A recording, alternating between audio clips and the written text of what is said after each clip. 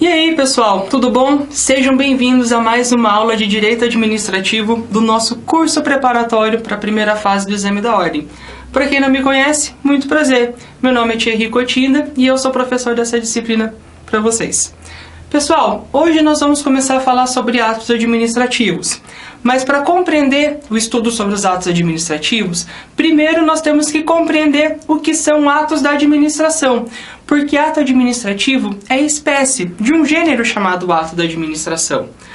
Pessoal, nem todo ato da administração é um ato administrativo, porque ato da administração é gênero, ato administrativo é espécie. Pessoal, atos da administração podem ser atos políticos, atos privativos, atos materiais e atos administrativos. A primeira espécie de ato da administração que eu quero tratar com vocês são os atos políticos. São os atos que são realizados, são os atos que são proferidos no exercício da função política, tal como uma declaração de guerra. O ato político não se confunde com o ato administrativo pela função que ele vem atender. O ato político visa atender a uma função política, não a uma função administrativa. Notadamente, o ato político não se submete a controle judicial e também não se vincula a súmulas vinculantes. Por quê? Porque são atos políticos, são atos típicos da manifestação do poder político. E de acordo com a teoria da separação dos poderes, não seria possível o controle judicial sobre uma atividade típica, sobre uma atividade política, da autoridade política. Portanto, ato político não pode ser confundido com ato administrativo, porque o ato político ele é proferido no exercício da função política e o ato administrativo é proferido no exercício da função administrativa. Seguindo, próxima espécie é o ato privado. Os atos da administração que são chamados atos privados são aqueles que são realizados sem a prerrogativa de fazenda pública. Nem sempre a administração pública se vale das suas prerrogativas. Quando nós estudamos regime jurídico do direito administrativo, nós vimos que existem princípios magnos, a indisponibilidade do interesse público e a supremacia do interesse público. A supremacia do interesse público sobre o privado confere à administração pública inúmeras prerrogativas, mas nem sempre a administração pública se vale dessas prerrogativas. Quando a administração pública não se vale dessas prerrogativas, ela realiza atos privados. Exemplo de um ato privado que eu coloquei para vocês aqui: exploração de atividade econômica por empresas estatais. Uma empresa estatal que explora atividade econômica de acordo com o regime jurídico privado, sem as prerrogativas de fazenda pública. Pessoal, ato da administração sem prerrogativa de fazenda pública é ato privado. E também tem os atos materiais.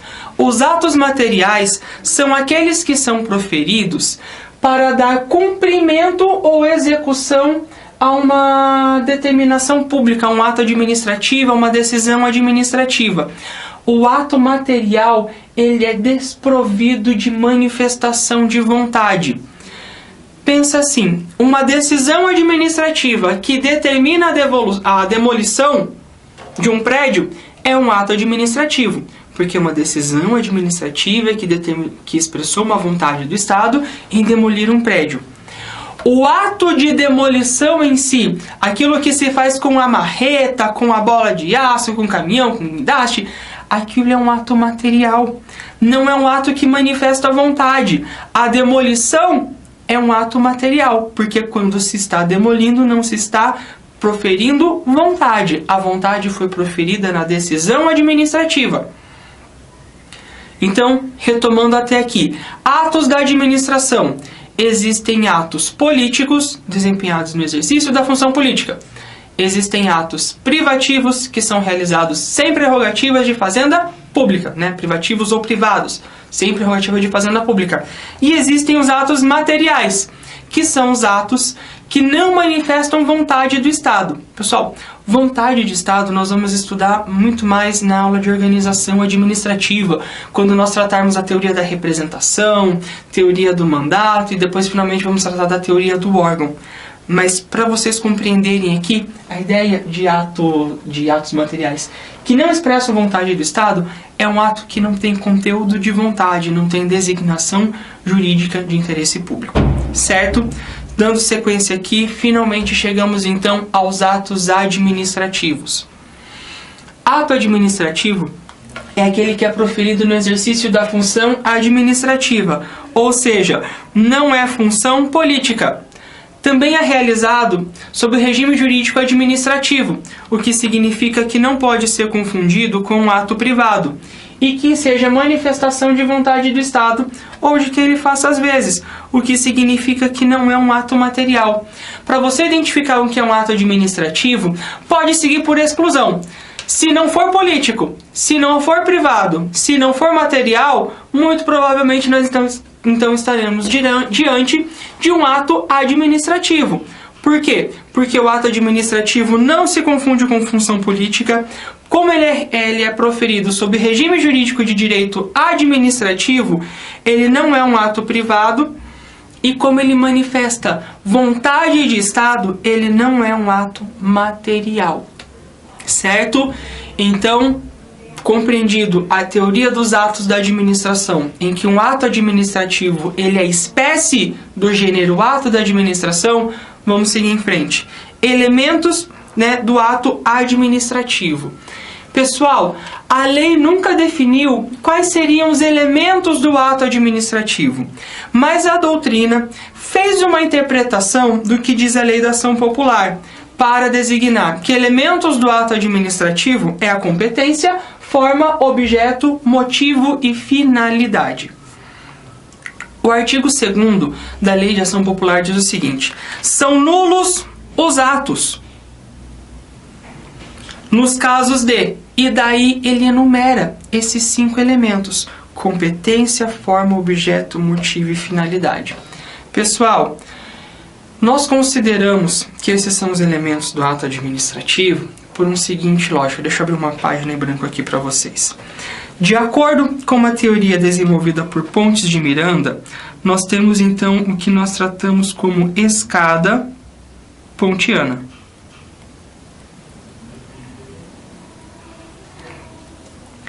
Em que todos os atos e negócios eles podem ser observados sobre 3 prismas: o da existência, também chamado de perfeição,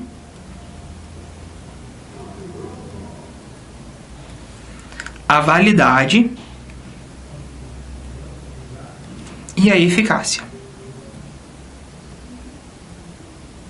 Pessoal, isso aqui é quase idêntico ao que vocês aprendem lá em Direito Civil.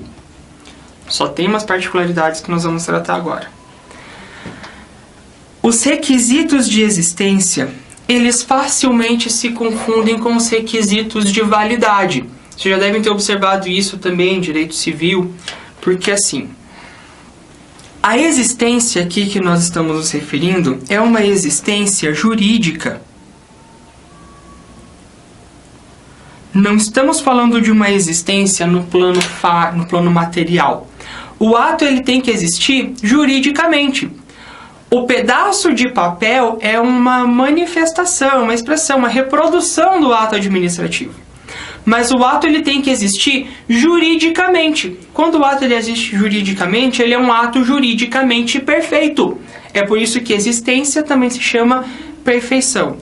Só que os requisitos que se estabelece para um ato existir, para o ato ser perfeito, são os requisitos de validade. Como que isso acontece? Por que isso acontece? Porque os requisitos de validade são uma adjetivação dos requisitos de existência. Quando o ato existe, ele existe porque ele atende todos os seus requisitos. Requisitos de existência, requisitos que lhe validam, que lhe dão validade. Então, para o direito administrativo, o ato ele só é perfeito quando ele atende aos seus requisitos de validade. Isso é como regra geral e eu quero que vocês levem isso para o exame da ordem de vocês. Parem de se preocupar aqui com uma exceçãozinha.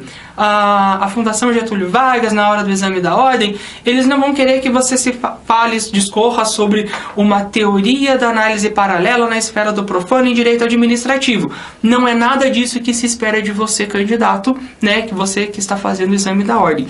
Eles querem que vocês compreendam o quê? Que a validade do ato administrativo ele é um elemento de adjetivação da existência do próprio ato. O ato ele existe de forma perfeita quando ele atende todos os seus requisitos de validade. Se o ato ele é perfeito e é válido, aí sim ele é apto a produzir efeitos. Mas aquilo que não é válido, aquilo que é inválido, não pode produzir efeitos para o direito administrativo. Isso é uma particularidade do direito administrativo. Por quê? Pessoal, vamos fazer só uma nota de rodapé aqui. Eu não sou o professor de direito civil de vocês. Mas no direito civil é possível que o ato seja inválido, mas ainda assim venha a produzir efeitos. Olha o casamento. O casamento, se ele for inválido, ele produz efeitos aos nuentes de boa-fé e em relação aos filhos. Ele produz efeitos sendo inválido. No direito administrativo, a regra geral é um pouquinho diferente. Por quê? Porque nós não podemos admitir a manifestação de efeitos daquilo que é inválido, daquilo que é nulo. Então, como regra geral, se não tem validade, não existe. Se não existe, não é válido, não pode produzir efeitos. Para que eu possa constatar a existência válida de um ato administrativo que esteja apto a produzir efeitos, eu tenho que analisar a existência de todos os seus elementos. Elementos que a doutrina optou por emprestar de uma interpretação que se faz da lei de ação popular. Certo? Vamos tratar então cada um destes elementos. Pessoal, primeiro elemento, então, é a competência.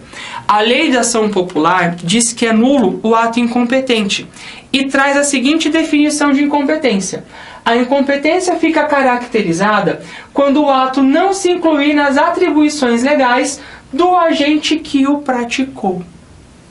Pessoal, o que se está se descrevendo aqui é o que nós estudamos no início da aula sobre poderes administrativos. Vício de competência, excesso de poder. Fica caracterizada a incompetência quando a autoridade que não tem competência para a prática do ato, ainda assim o realiza. A competência, ela é sempre definida em lei. A lei define a competência para a realização dos atos administrativos. E de acordo com a doutrina, a competência seria então irrenunciável, imprescritível e improrrogável. Irrenunciável por quê? Porque o interesse público não pode ser disponível. Princípios magnos do direito administrativo. O primeiro, supremacia do interesse público sobre o privado. Mas o segundo era o quê? Indisponibilidade do interesse público. O agente não pode dispor da sua competência. Eu coloquei esse aqui em regra por um detalhe. Existia uma discussão doutrinária sobre a renúncia da competência administrativa no caso de delegação. Essa discussão já foi superada. Vamos falar de delegação de competências daqui a 2 minutos. Dobra esse em regra, dobra numa caixinha que a gente já vai tratar sobre isso. Mas, pessoal, seguindo aqui características da competência. Irrenunciável, por quê? Porque a competência, o interesse público, ele é indisponível.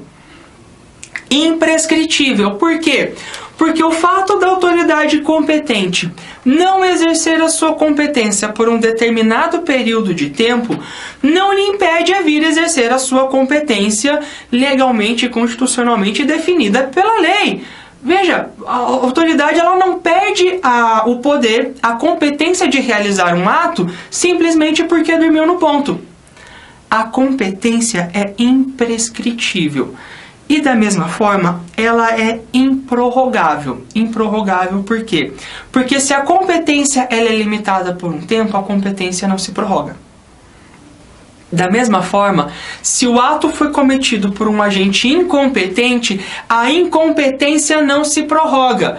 Não confundam isso com processo civil. Lá no processo civil, se você está diante de uma incompetência territorial relativa e ninguém alega nada, seu professor de processo civil, professora de processo civil diz assim: a competência se prorroga, a incompetência se prorroga. Pessoal, direito administrativo não é assim.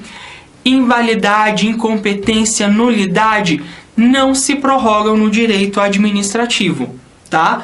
Então, não errem isso aqui. É irrenunciável, imprescritível e improrrogável. Lembra que eu falei 2 minutos eu trataria disso aqui? É agora, vamos lá. Pessoal, delegação de competência não pode ser confundido com renúncia. Quando se renuncia a algo, se renuncia para sempre. Quando se delega provisoriamente. Existe uma questão temporal aí que tem que ser muito bem estabelecida para vocês. Vocês não podem dormir hoje com essa dúvida. Delegação de competência não é renúncia. Delegação de competência é uma extensão de competência. Faltou um acento. Pronto. Delegação de competência. Pessoal, quando se estende a competência, se estende a outra pessoa. Quem está delegando não se torna incompetente. Quem delega torna competente quem foi delegado. Certo? Por que eu estou tratando isso com vocês? Por quê? Porque eu só posso realizar uma delegação de competência, eu, agente público, quando eu estou lá na repartição e vou fazer uma delegação de competência, eu vou delegar a competência para outro agente que esteja na mesma hierarquia que eu, ou seja, o meu colega, ou para algum subordinado. Não existe delegação e avocação de competência de hierarquia superior. Já dizia, né, o velho deitado: manda quem pode, obedece quem tem juízo. O funcionário, quem está hierarquicamente subordinado a alguém, não delega a competência ao chefe. É o chefe quem delega a competência ao subordinado. E pode-se delegar competência, né? Pode-se estender uma competência para alguém que esteja de mesma hierarquia. O servidor hierarquicamente estruturado com uma função abaixo da autoridade que tem uma função superior não pode delegar para a chefia uma competência. Certo? Pessoal, não podem ser objeto de delegação. Nunca, jamais. Edição de ato normativo. Por quê? Porque isso aqui é uma atividade privativa do chefe do poder executivo. Decisão de recurso hierárquico, porque a decisão de recurso hierárquico é definido pela Constituição, né, Federal, Constituição da República, como um direito fundamental, que significa que a decisão, a revisão de uma decisão que já foi tomada, tem que ser tomada pela autoridade administrativa. A decisão do recurso não pode ser objeto de delegação. E a lei não precisava ter sido tão clara assim, mas é bom que o fez. Não pode ser objeto de delegação competência exclusiva definida em lei. Se é exclusiva a competência, ela não vai ser objeto de delegação. Até aqui tranquilo? Olha só como essas questões são cobradas para vocês no exame da ordem. 2015. Determinado município resolve aumentar a eficiência na aplicação das multas de trânsito após procedimento licitatório. Contrata a sociedade empresária Cobra Tudo para instalar câmeras do tipo radar que fotografam infrações de trânsito, bem como para disponibilizar agentes de trânsito que vão orientar os cidadãos e aplicar multas. A mesma sociedade ainda ficará encarregada de criar um conselho de apreciação de multas com o objetivo de julgar, analisar todas as infrações e julgar recursos administrativos. Sobre o caso apresentado acima, assinale a alternativa correta. É possível a contratação de equipamentos eletrônicos? Sim, fiscalização pode ser delegada, vimos isso na aula que tratamos de poder de polícia. Agora, o poder decisório não pode ser transferido à empresa. Claro que não, porque nós estamos falando de transferir à empresa a decisão de recursos administrativos. E a lei impede justamente o que? A delegação de recurso administrativo. certo? Tranquilo? Vamos lá, seguindo aqui, alternativa B. Não é cabível a terceirização de qualquer dessas atividades por se tratar de atividade fim da administração pública. Errado, pode ser delegado. Sim, nós já vimos isso na aula passada. Pessoal, por favor, vocês não podem dormir sem saber. Vocês não podem ficar com essa dúvida. Nunca, jamais. Porque isso foi controvertido na doutrina e na jurisprudência há algum tempo, se tornou súmula do STF, e súmula você tem que ir para a prova sabendo. Pessoal, a súmula 510 diz o seguinte: praticado o ato por autoridade no exercício de competência delegada, contra ela cabe o mandado de segurança ou a medida judicial. Qual que era a discussão? A autoridade A delegava competências para a autoridade B. A autoridade B praticava um ato administrativo que seria objeto de um mandado de segurança, de uma decisão judicial. Quem era a autoridade coatora? A que delegou competência ou B que exerceu a competência? Diz a súmula 510 que a autoridade coatora é quem realiza o ato, mesmo no exercício da função delegada. Certo? Não confundam mais isso, por favor. Isso foi sumulado. Se é súmula do STF, você não pode ir para a prova sem saber. Correto? Segundo elemento, a forma. Gente, forma é a exteriorização do ato. O vício de forma é definido pela lei da seguinte maneira: o vício de forma consiste na omissão ou na observância incompleta ou irregular de formalidades indispensáveis à existência ou seriedade do ato. Por que é que eu estou sublinhando isso aqui? Pessoal, existe um princípio chamado princípio da instrumentalidade das formas. Qual que é desse princípio? Esse princípio quer que vocês compreendam o seguinte: a forma, ela é importante para a realização do ato, mas a forma não é tudo. Se o objetivo, se o interesse público, ele é alcançado com o ato administrativo na forma em que ele é feito, não existe motivo relevante o suficiente que embase a anulação do ato simplesmente pela inobservância da forma. Claro, desde que esta forma não seja indispensável para a existência ou seriedade do ato. Se o ato pode ser realizado de várias formas, não importa a forma que foi adotada. Se atingir o interesse público, está correto, perfeito, válido e eficaz. Agora, se a lei estabelece uma forma específica e esta forma não é atingida, opa, peraí. Aí nós já podemos começar a discutir a anulação, né, o processo de anulação desse ato administrativo. Vamos ter um momento específico para tratar de convalidação dos atos administrativos, mas já que tratamos de competência e forma, vamos deixar essa aula bem completa para vocês já fazerem essa anotação no caderno de vocês. A competência absoluta não pode ser convalidada. A competência relativa no ato administrativo pode. O que eu quero dizer com isso? Se eventualmente um ato é realizado por uma autoridade incompetente, mas a autoridade competente, né, convalida o ato, não existe o porquê também, instrumentalidade, aqui o sentido do princípio da instrumentalidade, ele autoriza que este ato seja convalidado. Agora, é claro, se o ato foi proferido por uma autoridade incompetente e não caberia delegação desta competência, se o ato não pode ser delegado, ele não pode ser convalidado. Agora, se caberia delegação de competências, essa incompetência, o ato praticado por agente incompetente, ele é relativo. Porque se a autoridade competente delega para aquele ato, né, para aquela autoridade, a realização do ato que é impugnado, o vício de competência pode ser considerado relativo. Isso é posição doutrinária, encontra guarida jurisprudencial. Não creio que isso vá ser cobrado no exame da ordem de vocês. Mas, exame da ordem é uma caixinha de surpresa. A gente nunca sabe o que vai ter dentro. Né? O que vai vir na prova, desculpa. Então, caso cobrem de vocês isso, saibam de uma coisa.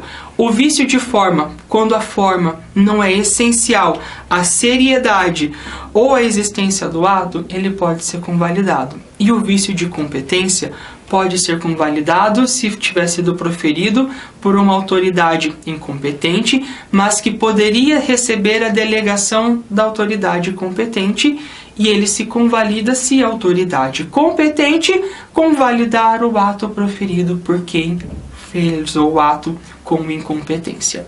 Certo, pessoal? Seguindo aqui então. Objeto.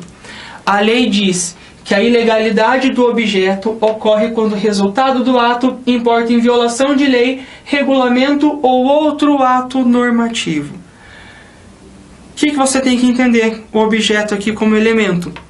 O objeto ele tem que ser lícito. Não é cabível, não se pode admitir um ato administrativo que venha tratar de objetos ilícitos. Lembra lá do estudo de direito civil? O objeto do negócio tem que ser lícito, possível e determinado? Pessoal, para direito administrativo tem que valer a mesma coisa. O ato administrativo não pode violar a lei. O ato administrativo não pode objetivar violar direitos fundamentais. Quanto ao objeto, a gente só precisa compreender uma coisa. Tem uma parcela doutrinária que vem a diferenciar conteúdo de objeto. Eles dizem que conteúdo é o que o ato diz. O que o ato diz, então, não poderia ser ilícito. O objeto seria sobre aquilo que o ato está dizendo algo. Pessoal, isso é divergência doutrinária, minoritária. Não precisa se preocupar com isso no exame da ordem, mas caso eventualmente isso lhe caia na prova, você que foi aluno da Cultive, que foi meu aluno, vai saber essa distinção. Objeto é a disposição do ato, é o conteúdo do que ele diz, certo? Seguindo em frente aqui. Motivo. Pessoal, presta bem atenção no conteúdo da lei, porque deste conteúdo se extrai a teoria dos motivos determinantes. A lei diz assim: a inexistência dos motivos se verifica quando a matéria de fato ou de direito em que se fundamenta o ato é materialmente inexistente ou juridicamente inadequado ao resultado objetivo. Então, não existem os motivos quando a situação de fato ou de direito inexiste ou é inadequado. Primeiro ponto que eu quero tratar com vocês. Não confunda motivo com motivação. Motivo é a matéria de fato e de direito. Motivação é a fundamentação. Os atos administrativos têm que ser motivados, têm que ser fundamentados. Como toda decisão administrativa tem que ser fundamentada, dever de motivação está previsto até na Constituição. O que eu estou querendo que vocês aqui compreendam é que fundamentação não se confunda com o objeto da fundamentação. Motivo é a matéria de fato e de direito. Motivação é a fundamentação. Não confundam isso. Combinado? Pessoal, a motivação ela não precisa ser totalmente desenvolvida pela autoridade administrativa. A Lei 9784, que trata do processo administrativo, diz assim: os atos administrativos deverão ser motivados, deverão ser fundamentados. Com o quê? Com motivos. Com indicação dos fatos e dos fundamentos jurídicos, ou seja, os atos administrativos têm que ser motivados com motivos, para não confundir motivo com motivação. A questão é a seguinte: motivação aliunde, também chamada de per relacione. A lei, ela não precisava ter sido tão prolixa assim, mas ela coloca assim: a motivação tem que ser explícita, clara e congruente. Óbvio, a gente não quer que a motivação seja implícita, nem que ela seja obscura e nem que ela seja contraditória. Mas a lei ela traz a seguinte informação: ela pode consistir em declaração de concordância com fundamentos de anteriores pareceres, informações, decisões ou propostas, que nesse caso serão integrantes do ato. Pessoal, foca aqui comigo. Olha, larga tudo, compreende isso aqui. A autoridade administrativa, ela não tem que entender, né, de forma técnica, tudo aquilo que é objeto da sua decisão. O que eu estou querendo dizer com isso? Nem toda autoridade administrativa é formada em direito para compreender como funcionam todos os aspectos jurídicos de um procedimento licitatório. Assim como a autoridade máxima, sei lá, do INCRA não precisa entender tudo sobre geografia, cartografia, medição e etc. Mas essas autoridades, ela tem corpos auxiliares, que podem lhe dar pareceres jurídicos ou pareceres técnicos. A autoridade administrativa pode se valer das declarações de pareceres de atos opinativos que tenham sido proferidos anteriormente e integrar estes fundamentos ao ato decisório. Isso se chama fundamentação aliundi. É quando a autoridade administrativa se vale de outros fundamentos, de fundamentos que já foram lançados no processo administrativo para decidir, então, acolhendo fundamentos já apresentados. Certo? Pessoal, muito simples a ideia da fundamentação aliundi. É o acolhimento do parecer. Acolho o parecer de folhas tal, de movimento tal. Simples, tranquilo, fácil. Teoria dos motivos determinantes. O que acontece? Como a motivação ela integra o ato, né? Os motivos que compõem a motivação eles integram o ato, os motivos eles têm que ser verdadeiros. Sendo verdadeiros os motivos, a motivação integra o ato e aí eu tenho um ato decisório, eu tenho um ato administrativo. Só que se os motivos são falsos, a motivação está viciada. A motivação não corresponde, né, com o que se espera. Por quê? Porque ela se baseia em fatos inverídicos.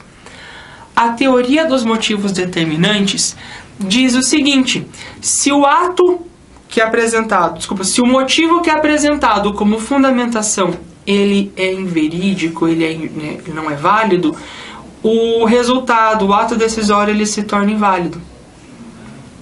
Imagina a seguinte situação. Isso é uma situação real. Vocês sabem que existe na administração pública os cargos comissionados, cargos de livre nomeação e exoneração. Não precisam ser fundamentados, não precisa ser motivado o ato de nomeação nem de exoneração desses servidores. A questão é a seguinte: houve um determinado caso em que a exoneração, né, a demissão, foi um ato de demissão do servidor comissionado se deu de forma motivada. A autoridade não precisava, né, apresentar motivos para demitir, mas ela apresentou motivos e fez a seguinte fundamentação: o funcionário chegava atrasado todos os dias. Ponto. Um funcionário não contente, né, com a motivação, com os motivos que foram apresentados na motivação, ele decidiu discutir isso judicialmente, né? Artigo 5º, inciso 35 da Constituição diz que não se exclui da apreciação do Poder Judiciário lesão ou ameaça ao direito. E ele juntou vídeo, enfim, comprovou que não chegava atrasado, que aquilo era só uma tentativa da autoridade que o demitiu de tentar manchar a sua, né, seu histórico funcional. Como os motivos eram viciados, a motivação era inválida. Se a motivação era inválida, o ato de demissão se tornou o quê? Nulo. O que ensejou a reintegração, né, do servidor, o recebimento dos salários, para então ser exonerado ou demitido sem a devida fundamentação, sem a devida motivação. O que eu quero que vocês extraiam dessa historinha que eu contei para vocês é o seguinte: a teoria dos motivos determinantes impõe que o motivo seja válido. Se o motivo for viciado, se o motivo não for verdadeiro, a fundamentação, a motivação, ela invalida todo o ato administrativo. Certo, pessoal? Como isso é cobrado de vocês no exame da ordem? 2016, não faz muito tempo não. A Associação de Moradores do município F solicitou ao Poder Público Municipal autorização para fechamento da Rua de Trás por uma noite, para a realização de uma festa junina, aberta ao público.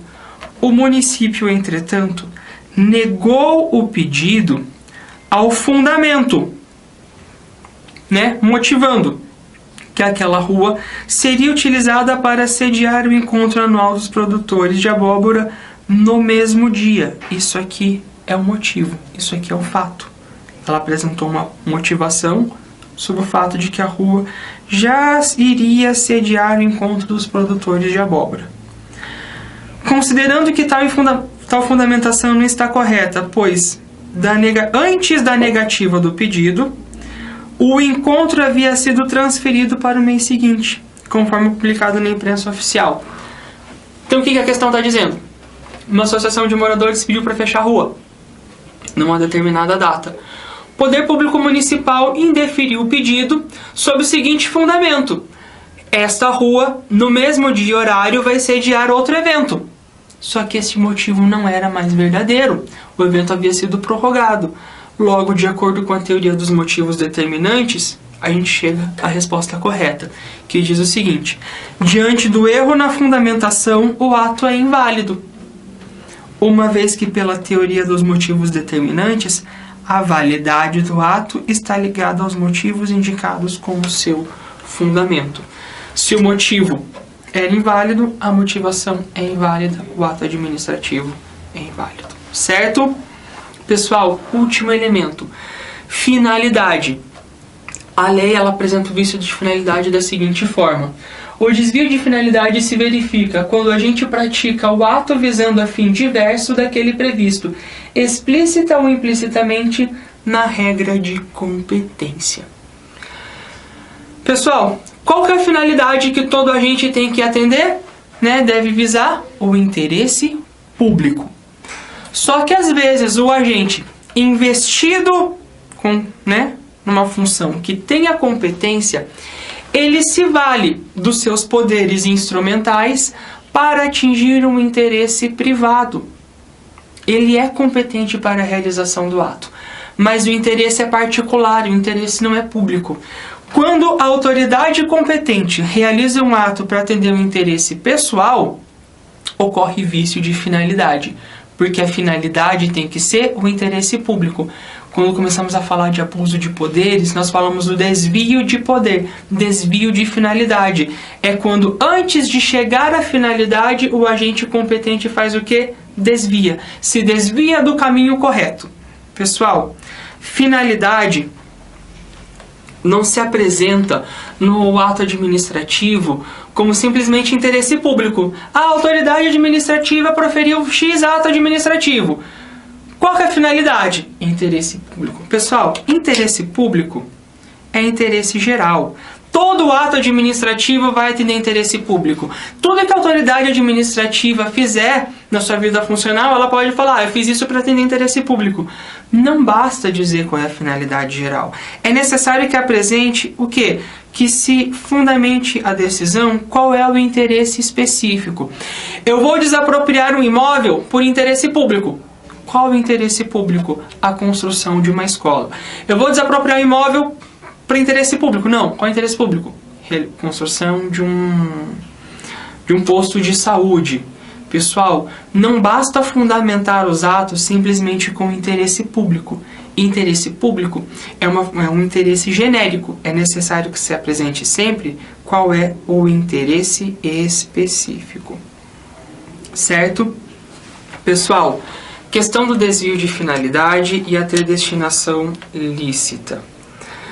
A questão é o seguinte: a finalidade ele é um elemento que nós consideramos vinculado ao ato. O ato ele existe, o ato administrativo ele é proferido para atender uma finalidade prevista em lei. E a finalidade do ato administrativo ela não pode mudar. Se eu realizo um ato com uma finalidade específica, eu tenho que cumprir esta finalidade. Do contrário, haverá um desvio de finalidade anulando o ato. Só que existe a possibilidade da predestinação lícita. O que acontece? Imagina que o poder público decide desapropriar a sua casa. Fala: sua casa é muito bonita, fica numa rua muito legal, tem árvore, tem ponto de ônibus, um local perfeito para eu construir uma creche. Ele desapropria o imóvel dizendo no ato expropriatório que é para a construção de uma creche. Ocorre que, por uma alteração na direção política do município, não se constrói mais a creche, se decide construir um posto de saúde. Ocorre um desvio de finalidade. Só que essa alteração ela é lícita. O Supremo Tribunal Federal ele considerou que essa alteração de finalidade ela é lícita. A finalidade geral ela é discricionária, o interesse público ele é discricionário. A finalidade específica não, ela é vinculada. não se admite a revogação ou alteração por critérios de oportunidade e conveniência, salvo quando se tratar da predestinação lícita, certo? Aí, as consequências dessa predestinação nós vamos estudar a fundo na aula de desapropriação. Mas eu quero que vocês já levem dessa aula para as aulas seguintes o seguinte: a finalidade ela é um elemento vinculado do ato administrativo e não permite alteração, certo? Convalidação dos atos administrativos. Eu adiantei isso um pouquinho com vocês no início da aula, vamos tratar agora isso. A gente tem que analisar se a nulidade ela é absoluta ou relativa. Se a nulidade, se o vício for absoluto, a gente não tem nem o que discutir, não convalida. Por quê? Porque é um vício absoluto, é uma nulidade absoluta. Não preciso nem me estender muito, nem vou me estender isso com vocês, porque vocês já estão se preparando para passar no exame da ordem, vocês já estão estudando já há algum tempo. Se a nulidade absoluta não comporta correção. Só que existem as tais nulidades relativas. Pessoal, macetinho. O que é uma nulidade relativa que permite convalidação, permite correção? A forma, desde que a forma não seja essência do ato, e a competência, se a competência for relativa. Macetinho para entender a competência relativa é o seguinte: o agente competente é o A. Só que o ato foi realizado pelo agente B. E o agente B não tem competência. O que significa que o ato foi proferido por um agente incompetente e ele é nulo. Aqui o agente A sem competência. Era um incompetente. Esse aqui era competente, o A era competente, mas o B era incompetente. Questão seguinte, ele proferiu o ato. Atendeu o interesse público, não houve desvio de finalidade, só houve o quê? Um desvio de competência, um vício de competência.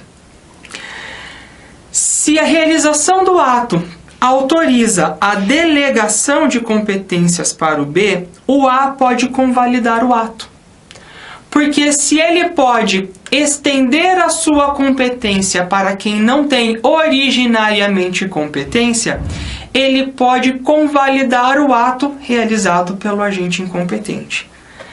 Entretanto, se tratar de uma competência indelegável, significa que estamos então diante de uma competência absoluta, que não pode ser estendida a outros agentes públicos. Então, essa competência absoluta, ela se torna uma nulidade absoluta. Se a competência for delegável, a competência é relativa, e a incompetência relativa pode ser convalidada pelo agente competente. Certo, pessoal? Ficamos por aqui. Não encerramos o conteúdo de atos administrativos. Fiquem de olho nas próximas aulas. Qualquer dúvida, sugestão, crítica, manda e-mails, comente aí nos vídeos. Se gostou da aula, compartilhe com os amigos. Assine o nosso canal e nos vemos em breve. Um beijo para todos e tchau.